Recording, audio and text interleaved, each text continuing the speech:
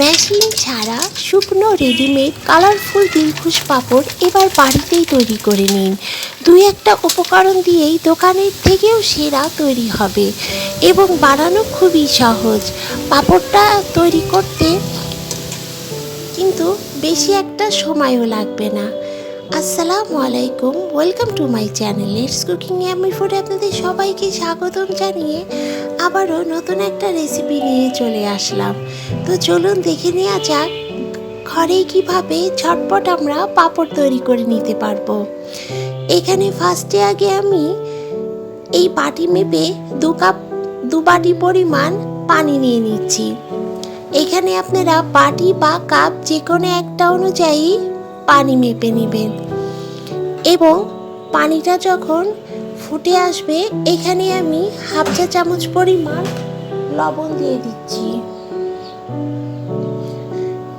এবং পানিটা যখন ফুটে আসবে বন্ধুরা, এই বাটিটা মেপেই কিন্তু এখানে আমি 1 কাপ পরিমাণ আতপ চালের গুঁড়ো অ্যাড করে দিচ্ছি। আপনারা যতটা পরিমাণ বানাবেন ততটা পরিমাণে কিন্তু এখানে চাল দিতে হবে এবং পানির পরিমাণটাও বাড়িয়ে নিতে হবে। এখানে আমি 2 টেবিল চামচ পরিমাণ ময়দা অ্যাড করে দিচ্ছি। ময়দা যদি আপনাদের কাছে না থাকে এখানে আটা দিলেও চলবে। তো এবার খুব ভালো করে আটাটাকে একদম লো হিটে এটাকে ভালো করে মেখে নিতে হবে, কারণ এই চালের এই আটাটা যতটা পরিমাণ খুব সুন্দর করে এইভাবে মেখে নেবেন, এটা পাঁপড়গুলো কিন্তু খুব সুন্দর হবে। সো দেখুন বন্ধুরা, এভাবে আমি একটু সময় নিয়ে খুব লো হিটে এটাকে কিন্তু মেখে নিচ্ছি।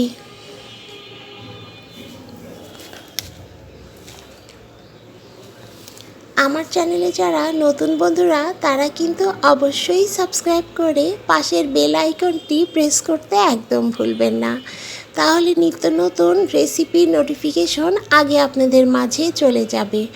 এখানে আমি জাস্ট 1 চিমটি পরিমাণ খাবার সোডা অ্যাড করে দিয়েছিলাম, যেটা আমার স্কিপ হয়ে গিয়েছে। তো খাবার সোডাটা দিয়ে এবার খুব ভালো করে আটাটাকে আমি মথে নিচ্ছি। আটাটাকে একটু ভালো করে মথে নিলে পাঁপড়গুলো কিন্তু খুব সুন্দর হবে। তো ভিডিওর এ পর্যায়ে যারা একটি লাইক দিতে ভুলে গিয়েছেন, আশা করব ছোট্ট একটি লাইক দিয়ে রেসিপিটা দেখে নেবেন। তো দেখুন বন্ধুরা, খুব সুন্দরভাবে আটাটা আমার মথে নেওয়া হয়ে গিয়েছে। এখানে এবার আমি 4 টুকরো লেচি কেটে নিচ্ছি।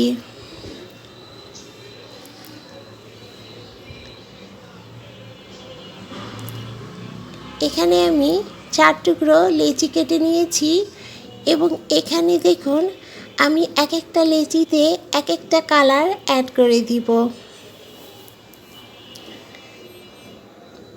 এখানে আমার রেড কালারটা খুব গাঢ় আসছিল না, তাই আমি দুটো কালার ইউজ করে এখানে রেড কালারটা একটু ডার্ক করে নিয়েছি।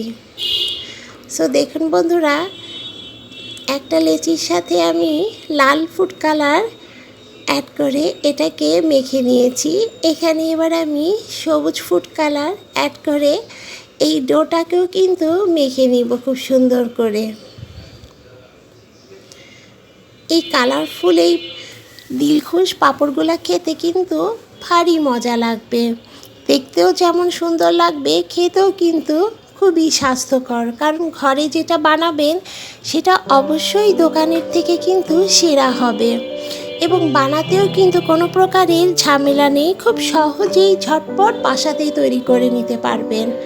সো দেখুন বন্ধুরা, এখানে আমি এভাবেই 3টা ফুড কালার দিয়ে আমি 3টে কালার করে নিয়েছি এবং একটা সাদা কালার রাখছি। তো এবার আমি একটা ডো নিয়ে এবার বেলে দেখাবো। এই রুটিটা কিন্তু এইভাবে পাতলা করে বেলে নিতে হবে এবং কোনো প্রকারের ময়দা বা আটা ব্যবহার করা লাগবে না। এখন আমি একটি ছুরিতে হালকা পরিমাণ তেল নিয়ে নিয়েছি যাতে এটা লেগে না যায় এবং তেলটাকে দিয়ে এভাবে এবার আমি একটু চিকন চিকন করে কেটে নিচ্ছি। তেলটা দিলে তাহলে একদম লেগে যাবে না। সো দেখুন বন্ধুরা, এইভাবেই চিকন চিকন করে আমি এই রুটিটাকে কেটে নিয়েছি। আমার বাড়িটা রোড সাইডে, তাই খুব প্রচণ্ড পরিমাণে গাড়ির শব্দ আসে। এর জন্য আপনাদের সবার কাছে আমি ক্ষমা প্রার্থী।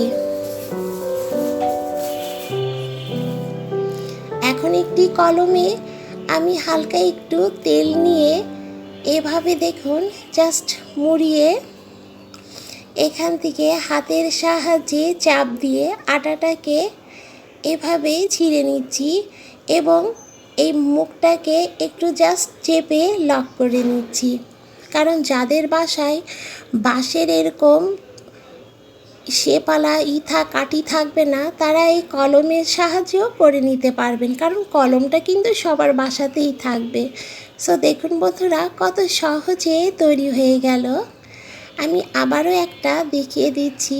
এভাবে মুড়িয়ে জাস্ট এভাবে হাতের সাহায্যে কেটে নিতে হবে এবং কেটে নেওয়ার পরে জাস্ট মুখটাকে হাত দিয়ে চেপে লক করে নিতে হবে। তৈরি করাটা এত সহজ যে কি বলবো বন্ধুরা, একবার বাসায় তৈরি করে দেখুন। তৈরি না করলে কিন্তু আফসোস করতে হবে। এক এক করে আমার তৈরি হয়ে গেল সমস্ত পাঁপড়গুলো। দেখুন বন্ধুরা, এভাবে আমি পাঁপড়গুলোকে তৈরি করে নিয়েছি। এখন আমি এটাকে রোদে শুকিয়ে নিব।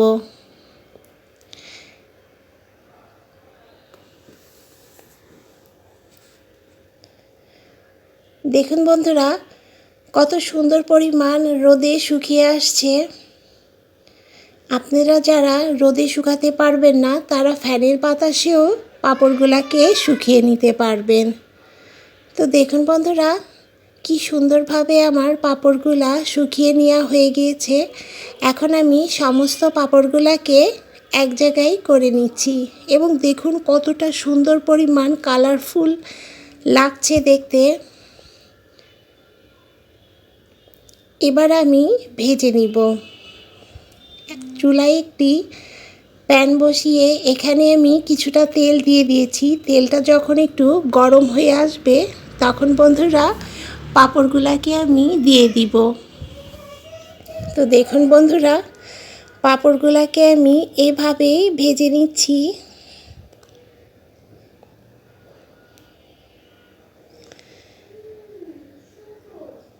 আবারও আমি কিছু পাঁপড় এবার বেশি করে দিয়েছি, কারণ তেলটা আমার খুব বেশি গরম হয়ে উঠেছে এবং কতটা সুন্দর পরিমাণ সব ফুলে উঠছে এবং খেতেও কিন্তু খুবই সুস্বাদু লাগে এবং বাচ্চারাও কিন্তু খুব পছন্দ করে। এবং দেখুন কতটা পরিমাণ যে মুচমুচে হয়েছে, কতটা পরিমাণ ক্রিস্পি হয়েছে, আপনারা দেখলেই বুঝতে পারবেন। একদম হাতের মুঠোয় নিলেই সব ভেঙে যাচ্ছে। তো আপনারাও এইভাবে বাসায় তৈরি করে নিন এবং তৈরি করে অবশ্যই বাচ্চাদেরকে খাওয়ান।